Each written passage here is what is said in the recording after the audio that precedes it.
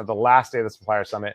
We have Chris Maffeo from Maffeo Drinks, and he's going to run through some of the brilliant stuff that he's doing as far as brand building. He grew up in the beer world, and now he is hustling in the liquor space and doing incredible things for his clients with just practical, simple advice.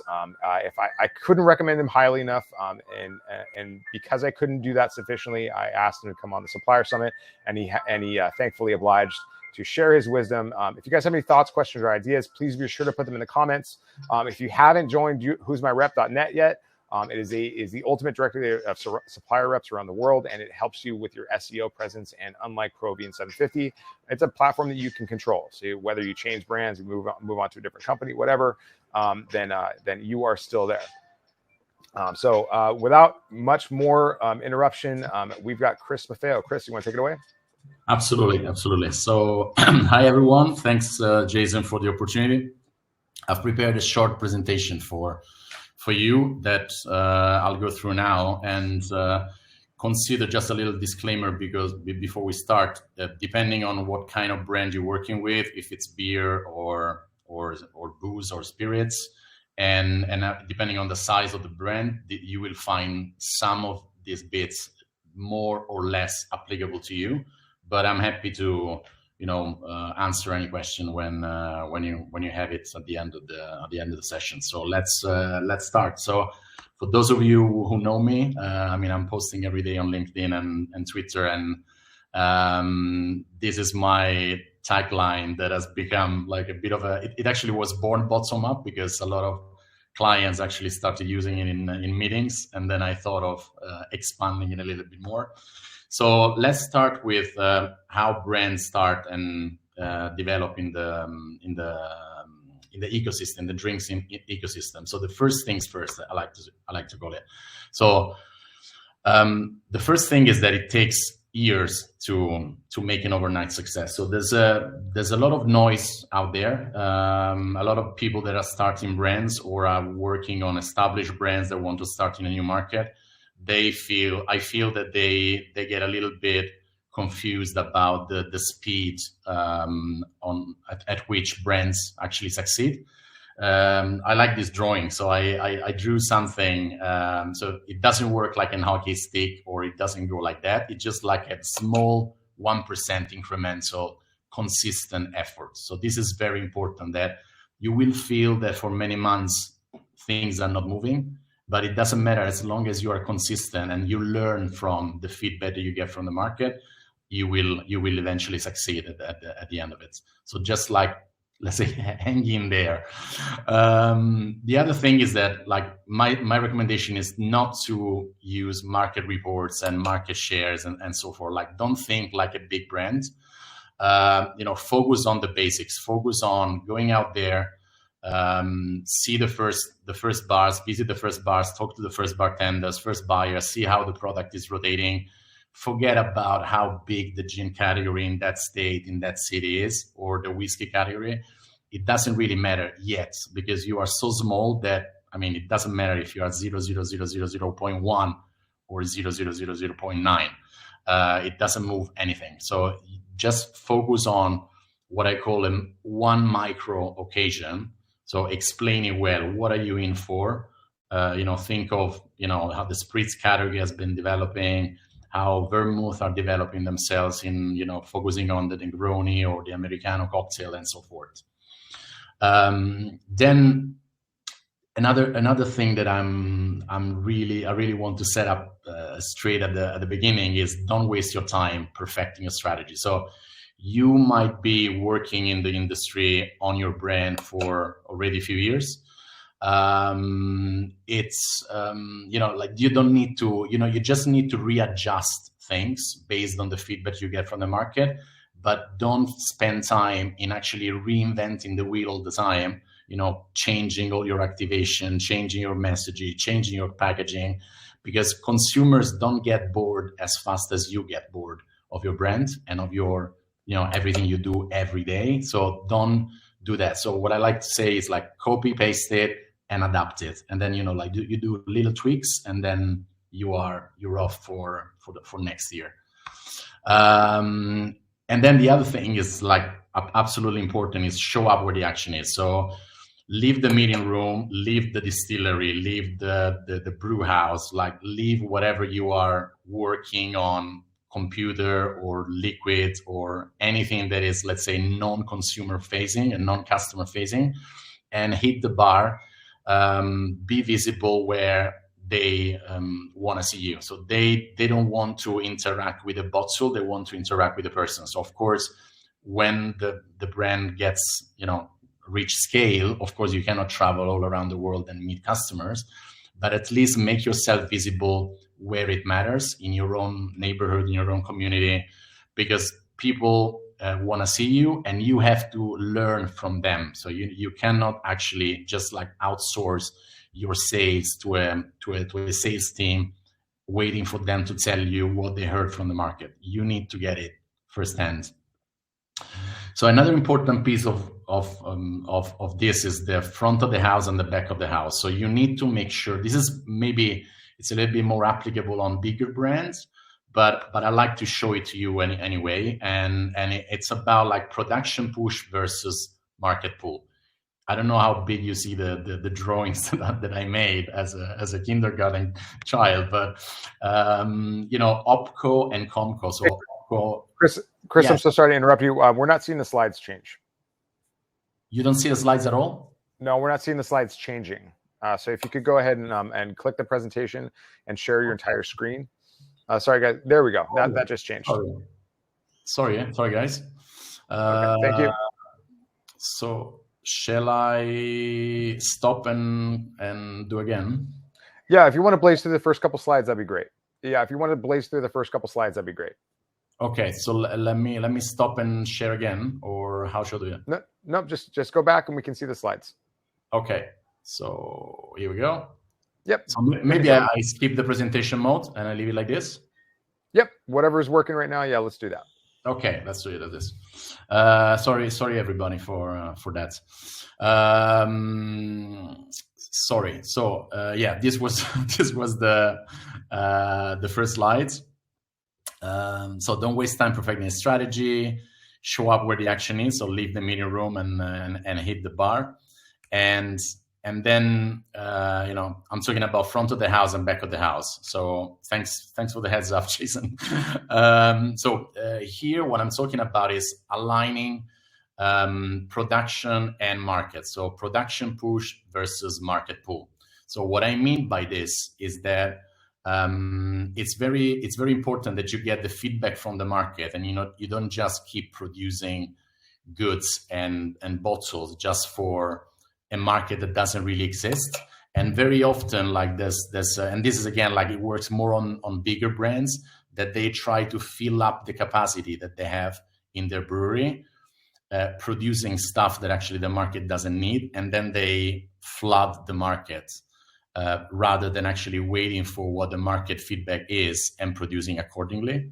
And this is of course this is one of the things in which is a bit different in beer and spirits, but nevertheless it's a very important aspect. So can you confirm that you see slides moving, Jason? Yes, you're good to go. Yeah, I take it for yes.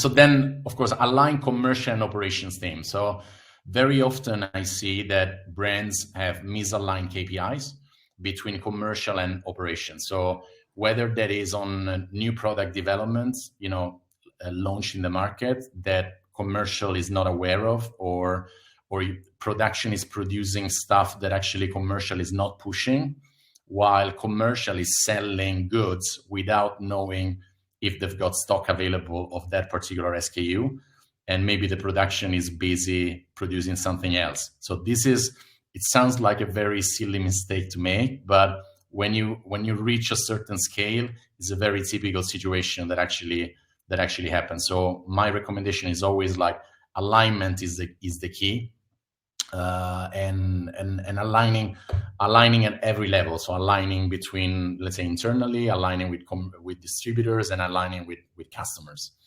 So going into that, how do we approach the market? So what are the recommendations in approaching the market, in building brands bottom up? So it's about how the brand fits into the ecosystem. So you need to, when you start from a brand, like very often I hear, what's a good distributor to go to in market X, Y, Z? So the important thing is to really understand what your brand stands for, understanding, you are familiar with the brand positioning because that's what you've been working on with your agency or with your designers or with your partners. But you need to be able to translate that into what I call a commercial proposition. So how does that translate into what type of bars are we going into? You start from the occasion. What is the occasion that you want to go for? What are the type of bars in which that occasion is a focus? And then you talk about consumers. So consumers are actually, one of the components, but they're not the key component. And I feel that brand persona and consumers are much, they're very overrated in marketing lingo kind of thing. So you first reach the bar, and then you hit, what the right distributor is going to be like, rather than going and finding a distributor and then asking them or convincing them to actually sell to the bars where you wanted your brand to be sold in. So it's a nuance, but it's a very important thing. So what do we mean by this? So it's the bar that gives you the right distributor. It's not the other way around. So I've sat in many rooms in all around the world having this discussion with distributors, trying to convince them into reaching a certain type of customers.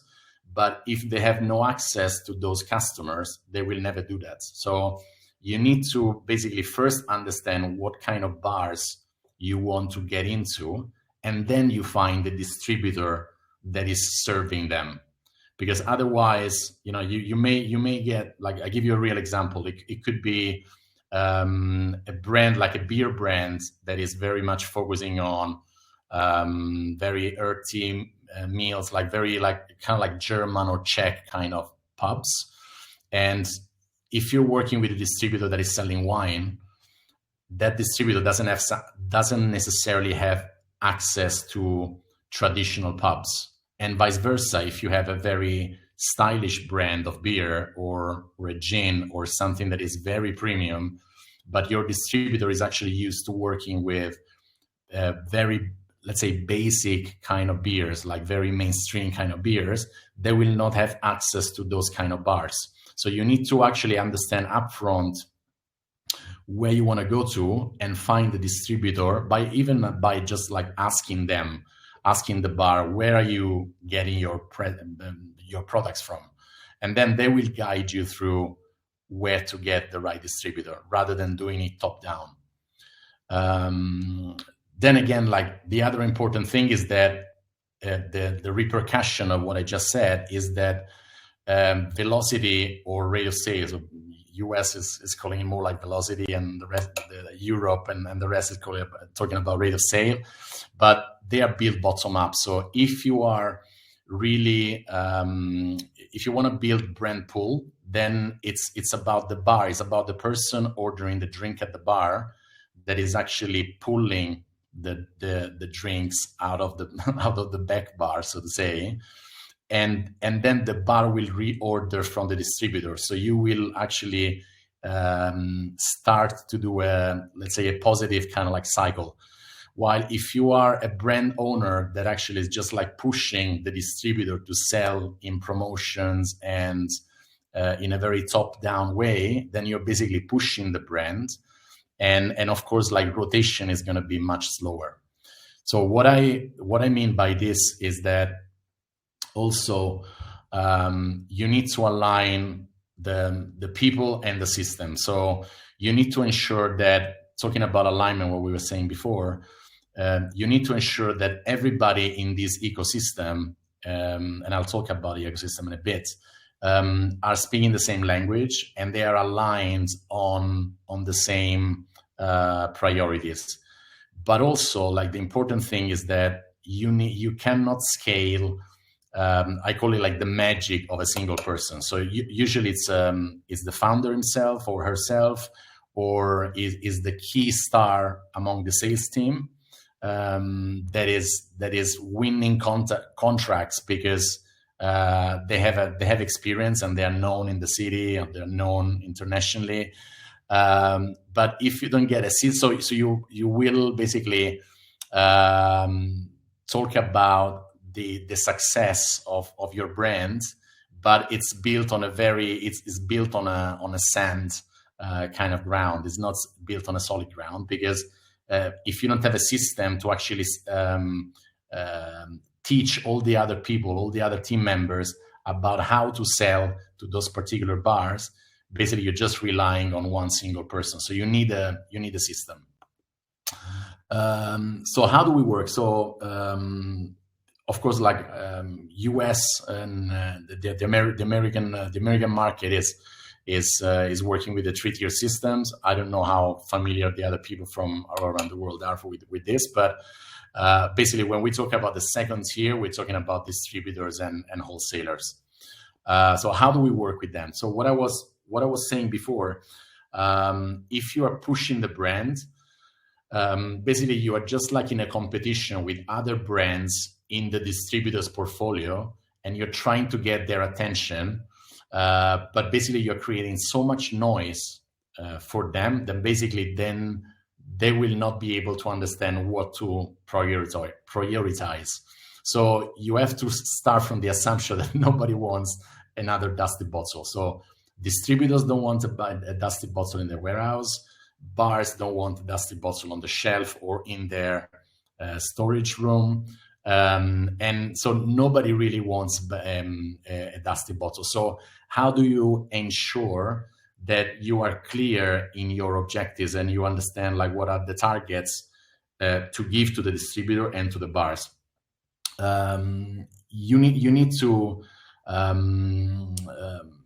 go out of the, let's say, the situation in which the head of the distributor, the owner of the distributor likes your brand, but then maybe the sales guys don't. And at the same time, the other situation in which is a very successful brand, but so the sales people are actually selling it, but the distributor senior management is not aligned with that. So actually they give them KPIs that are contrasting to what they're doing in the field. So at some point they will just switch off the lights and you will stop getting those sales. So the other thing is like in a very short way. So you need to think of it as an ecosystem. So the drinks industry is an ecosystem where there's brands, distributors, customers, different levels of distributors, because with distributors, I also mean wholesalers. So from importer to wholesalers, customers and consumers. And it's all about an ecosystem. And you need to really manage expectations of everyone, because I often hear, I want to change distributor, or I'm not happy with that brand, or I'm not happy with that distributor, or I'm not happy with that wholesaler. Very often before, divorcing, check your expectations, like have proper alignment meetings with them and really understand why things are not working, rather than thinking the grass is greener on the other side, get on board with another distributor and then hits the same mistakes that you've done in the past. So make it fair, make it transparent. We'll talk about margins later, but make sure that teams are aligned. So as we said before, internally, so operations and commercial, but also with distributors and with customers. Building on that, that's what I always say, don't sell to distributors, sell with distributors. So you only win if all the links of the chain are doing the job for you. Building on what you are currently doing, of course, not that you should do nothing, just to clarify. A typical example would be when I was traveling the world for distributors meeting with managing various different countries. My thought was always okay, I have this meeting now, we go for dinner, we have a great meeting, we have a bit of a fight, but then everything is sorted during dinner, we shake hands, and then I go back on my plane, and what happens then. So if things are not really clear, people are going to default to their old habits anyway. So you need to ensure that they have a reason for pushing your brand forward, and that goes beyond what you actually told them in the meeting. Because of course, everybody's going to agree during meeting, especially people that are not confrontational or cultures that are not confrontational. So you need to really give them a reason so that it actually makes sense. So why does that bartender wants to recommend my product? And why does that salesperson from the distributor wants to recommend my product? And why does the owner of the distributor wants to have it in their portfolio? So always think these kind of things before aligning on target and KPIs, and make it approachable for them. So the other thing is margin shares, like as we said before, a subset of the previous drawing, so to say. It's about like fair margin sharing. So if you want to retain all the margins in that transaction, and it doesn't matter where you are in the value chain, you could be the brand owner, you could be the distributor, you could be the wholesaler or the customer. If you are the one retaining the majority of the margins and the others are not getting anything, or very, peanuts, then basically they're just gonna stop selling your brand. It's very easy. So I always use this comparison. So I say, like, imagine like a chain, like a proper metal chain. If one of the links of the chain gets too fat or it's missized, then when you're pulling in a difficult situation, that chain, the bigger link is gonna break the smaller link. So you may think you have won because you are the bigger link, but actually the chain is broken. And if the chain is broken, there's no need. It doesn't solve the need that it was built for. So always think, when I'm leaving this room, when I'm leaving the bar, is that bartender going to continue selling my product, or was that person just nice to me today because I was visiting them? And then when the new person come in, is gonna say the same thing to the other. Always think that's that way. So always think like a winning trio, and not like a solo game. So when you think about your brand, you may have one brand or a couple of brands, a couple of categories. You may have a gin and a whiskey, or you may have like 3 types of gin, like a pink gin, a normal, like a London Dry, and another type of gin. Always think that to succeed in the market, it needs to fit the distributor's portfolio first and the customer's range. So if there's no match between the customer range, so the bar range, imagine the back bar or the well, and the distributor's portfolio, because maybe the distributor has already another 17 gins. So you need to really make it clear for them, where do you want your product to be sold? And bear in mind that this doesn't mean like the hottest bar in New York City or in Austin or in Mexico City. We're talking about the right occasion and, in the right bar. That doesn't go against the other KPIs that distributor has, and doesn't go necessarily against the customer range and eventual agreements that they may have. So they need to please more players, not only you. So it's useless that you try to win against them in a smart way. You just need to work with them and say, okay, where can you sell this? What's the night that you're going to sell this for? Like, what's the cocktail that you're going to do for? What is the type of occasion that you're going to sell my brand in?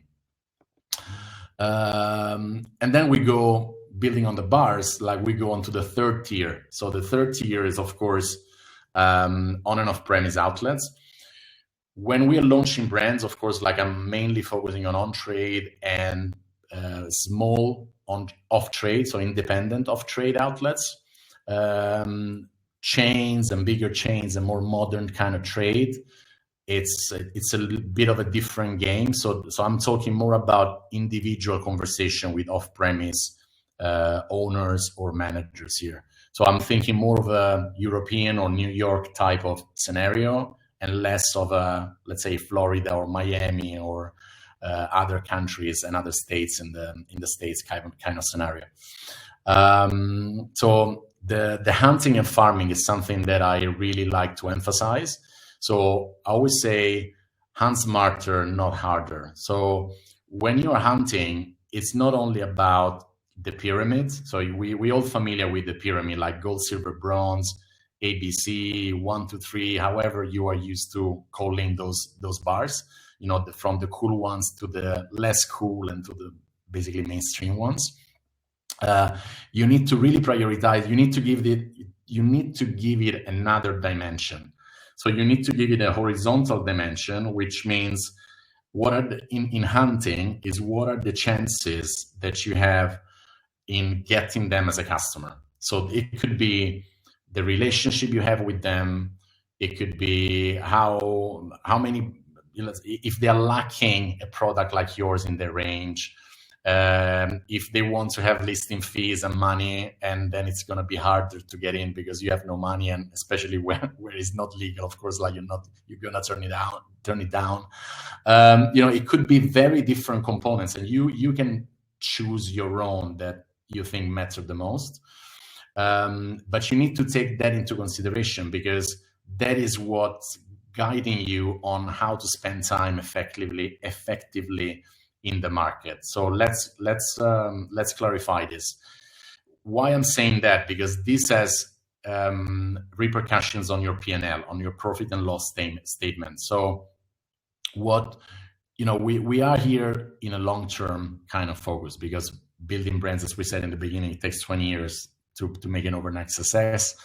It's not really easy, and success doesn't happen in 1 year. But if you are just like thinking, when you add the horizontal dimension, if you're just thinking that cool ones and mainstream ones kind of thing, it's gonna be very misleading, because you are going to spend so much time on actually people that don't want to talk to you.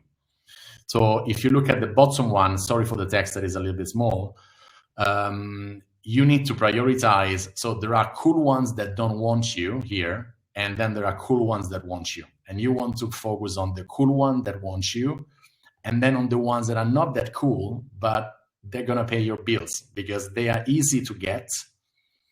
So imagine like the myriad of places where maybe you have been saying no to because you thought they were not cool enough and you wanted to hit only the best bars in town. Those places are helping your P&L to stay afloat.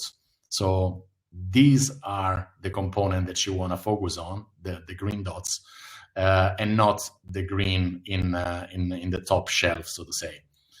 Same happens when you want to farm. So you have to farm in a smarter way, and you need to pick the ones that are worth it. So there will be, of course, this is how premium they are, what I call it the farming matrix.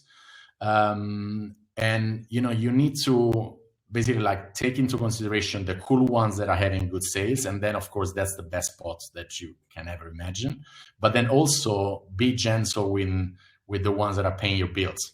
So be gentle with the ones that are not that cool, so they are a bit mainstream, but actually they are consistently delivering and consistently ordering your product. So be close to who matters for you, and who actually cares about you. This brings to the next point, which is one of the evergreens, is that one case in one bar is better than one bottle in 6 bars. What I mean by this is like, it's still a case, you still sold one case, but it takes so much more time to actually take care of 6 bars rather than one. So of course, when you're starting, you're going to try to spread your bottles in a wider kind of selection of bars.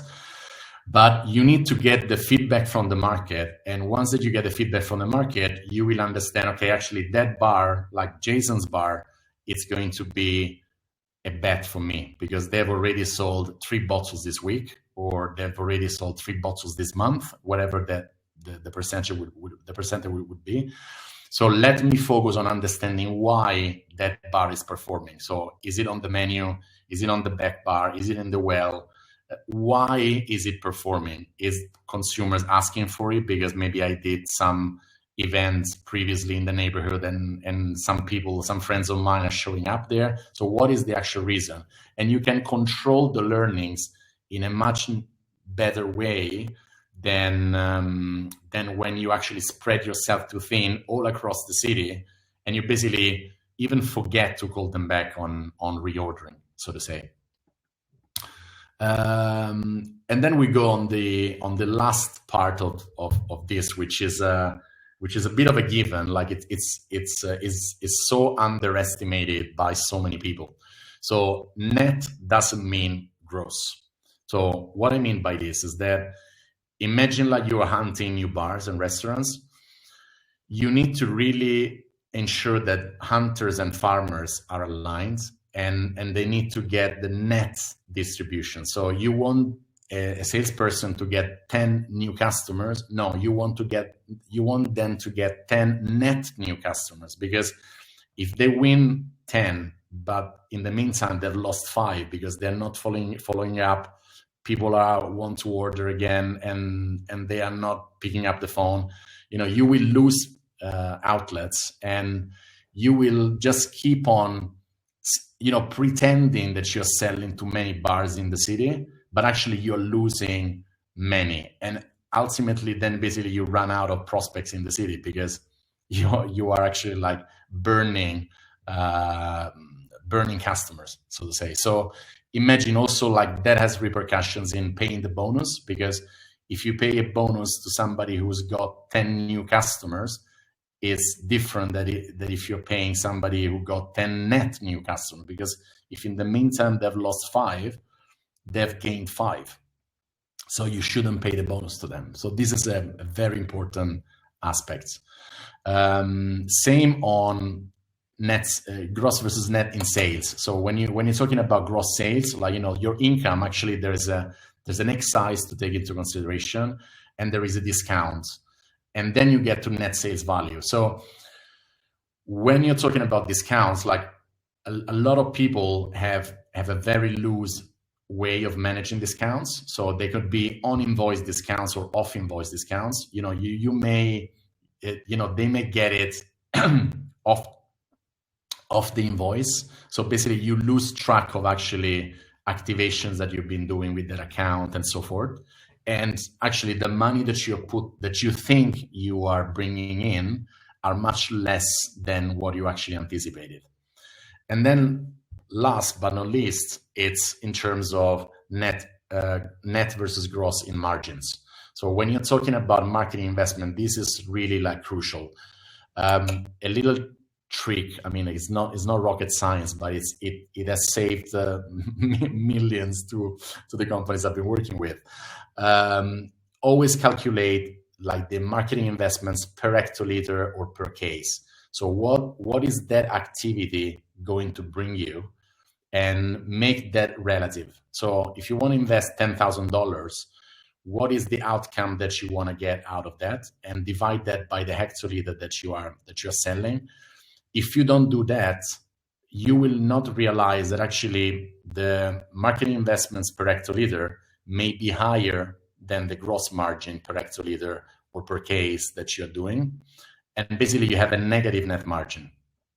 What happens is that the more you sell in that campaign, the more you're actually putting money in the business rather than taking money out of the business. So you're actually losing money, and you have to pray that campaign doesn't work that well, because otherwise you're gonna pay so much for it. So very last, so in a TLDR kind of way. So what are the things that we need to consider? So spend time in the market and not in the office as much as possible.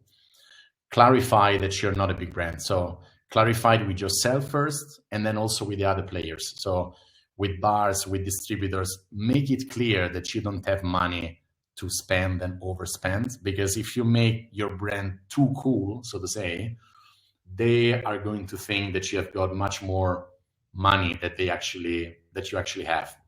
Set expectations. It builds on the next question, like next point, targets and KPIs. So really agree on targets, even if they are loose at the beginning because you have no clue. Put some targets and agree that you can revise them, and set KPIs to measure. Remember, it's an ecosystem. So we said that, on the alignment, in the how to treat other people, it's an ecosystem. You cannot win, and it's not about cutting somebody out of the game, gaining an extra margin, because it will be like a boomerang on you. Focus on the first cases. So don't think like a big brand and big reports and market shares. Be patiently consistent. So really stick to it once that you have decided something works, even if you don't see the results short term. Align all the teams, and remember that net and gross are two different things. So that's about it. Jason, I think we've got some time left for Q&A. Dude, that's terrifying. There's a scenario that exists where you could sell more and make less money. Mm-hmm. That's terrifying. Absolutely. That is terrifying. And that happens usually with the off trade. I mean, with modern trade, and that's why it's very tricky in that sense. That's crazy. All right. So how do people get in touch with you, bud?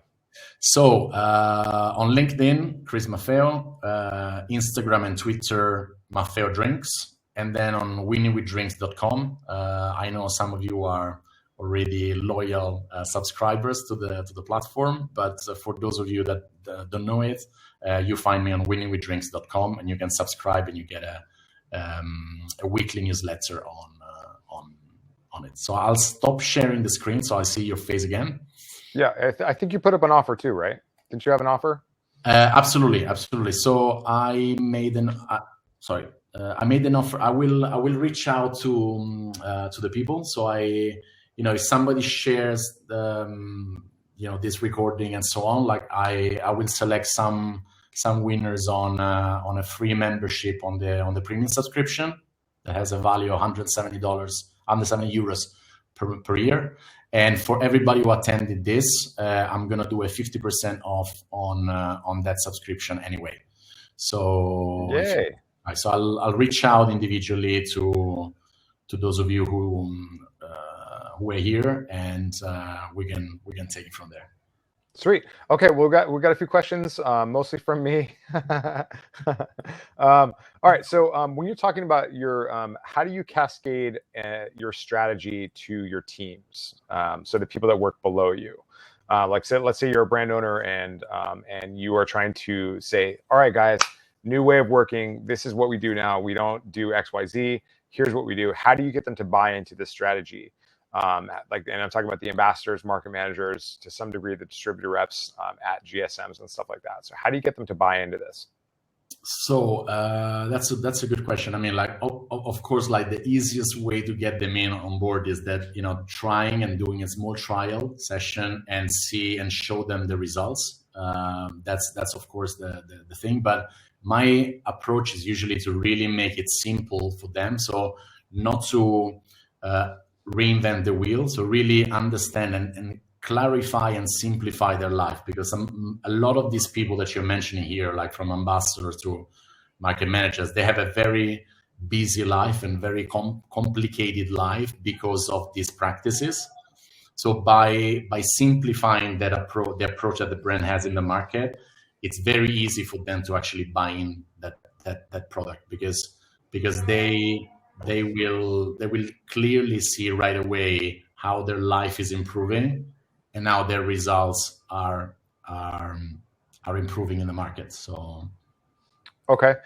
So the next thing I want to ask you was how do you, when you're working with clients, how do you go through and fix these strategic flaws and get them to adopt the strategy on a consistent basis? I mean, I guess it's an extension of the first question, but yes. What's the process of being like, hey guys, here's the plan that you've been working, here's what it is now. How do you get them from there to here?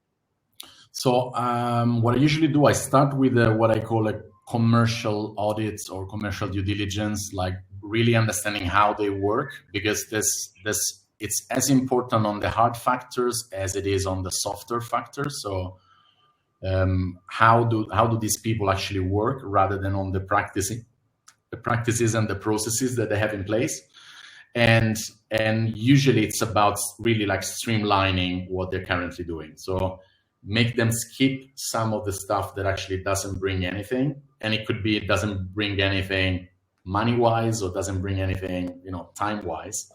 And really like do small trials in the market to really understand if that works, and then expand it to a bigger team. So for example, like a typical thing is that a lot of people say we don't have data.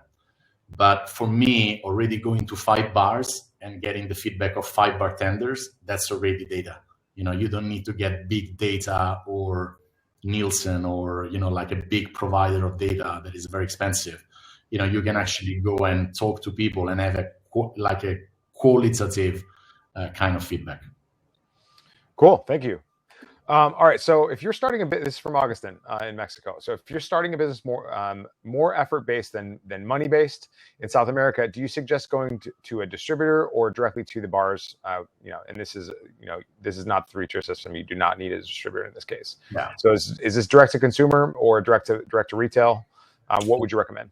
So Augustin, let's say my answer to this would be similar, to be honest, like even in other markets where this is possible, is really to show to the distributors that the brand is moving. So there's 2 things on this. So the first thing is that distributors are quite, let's say, defensive in their range, because any change in their practice, it's a risk. So I'm selling to you already, and if somebody else comes in and tell me like switch that bottle from Jason to another product, it's a risk that they put that relationship with that bar in jeopardy. So they are reluctant to get new brands just because of that.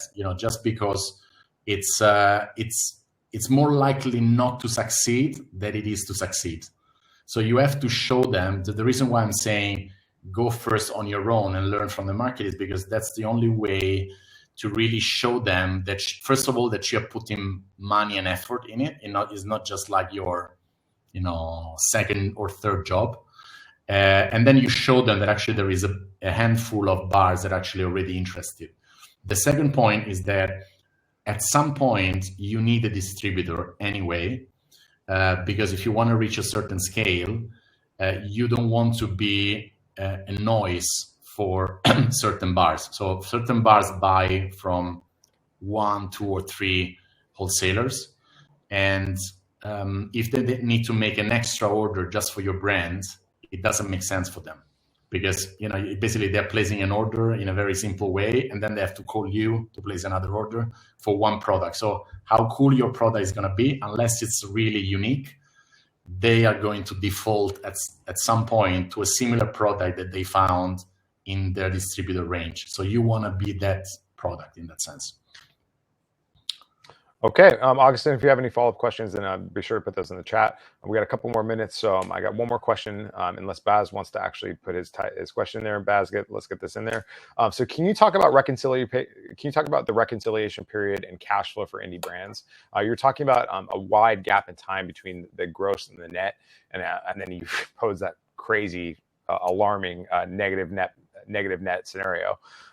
So how does this timeline work for brand sustainability? And if you are cash positive, how do you allocate the cash aside from just keeping the lights on? Do you allocate it to marketing? Do you allocate how would you allocate any positive capital? Okay, so the most important thing is to understand that cash flow is king, as everybody knows, but everybody says that, but nobody understands why for real, no? And I give you an example. Like if you are low on cash and you get a huge listing from a chain that imagine like a supermarket chain or like any off-trade chain, fall in love with your brand, you pitched it, and they want to buy thousands of cases. If you don't have cash, imagine that you need to put all the cash you've got, and possibly the one that you haven't got, so you have to get a loan, to produce the product and sell it to them, and actually they're gonna pay you with, I don't know if it's going to be like 90 days or 120 days, depending on the retailer. So that can easily mess up your cash flow, and basically you go bust by having too many sales. Mm-hmm. And I'm talking about cash positive sales. Then the other thing is that there might be marketing investment required with that chain that you haven't accounted for, and those basically they want to buy it so cheap and they want you to invest so much on it that basically that's the scenario that I was telling you before. You're going to actually lose money rather than earn money out of it. So the important thing on here is that, so this is an example with a chain, but then there is another example that could be with you mentioned reconciliation with distributors. So you have an AMP budget, advertising and promotion budget for your brand in market XYZ, whatever, like that could be Germany, Sweden, or whatever. If you're not on top of those expenses or how the distributor is actually spending that money, if you're not on top of that monthly, because you do a quarterly reconciliation or a half year or a yearly reconciliation, you're going to get a super big surprise on it, because maybe either they have spent it on something that you didn't want them to spend it on, or they've overspent something and they will send you an invoice for it. So all year or all the quarter that you've been thinking about making a certain amount of money, you're actually not making that money, because that marketing spend is going to hit your net margin like crazy. So it's all these kind of like things that you need to put in place. And that's why I always stress the fact that you need to really have like a system, like a viable system in place, and grow. It's better to grow slowly than fast and burn, so to say. Got it. Okay, I got one more question. It's a really quick one.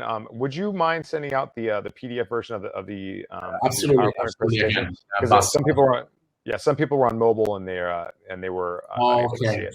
Sorry about that. Like I'll definitely do that. I'll share that in my by email. Cool. All right. Well, Chris, do you have anything else that you want to add? No, absolutely. Like it was a pleasure. Thanks for having me, Jason. It was a great pleasure. Sorry for the beginning where you missed the slides, but no, that was my fault. I should have ran you through in the beginning. This is like my 10th time doing this. I should have checked that. No, don't worry. All right, y'all. Well, thank you so much for showing up to the Supplier Summit. Again, if you haven't signed up for an account at Who's My Rep, it's absolutely free and helps you with your SEO and brand presence. I appreciate you guys checking out the first ever Supplier Summit. It's a lot of work, but it makes it all worth it when you guys show up. And I'm going to chop this up into a million little pieces. So you're going to hear from Chris about these little gold nuggets that he's been sprinkling on us for the last 97 minutes, or no, sorry, 64 minutes. Chris, I really appreciate your time. Thank you so much for making it, and have a great evening in Prague. Absolutely. Thank you. Thank you. Bye, everyone. Thanks for coming. Bye.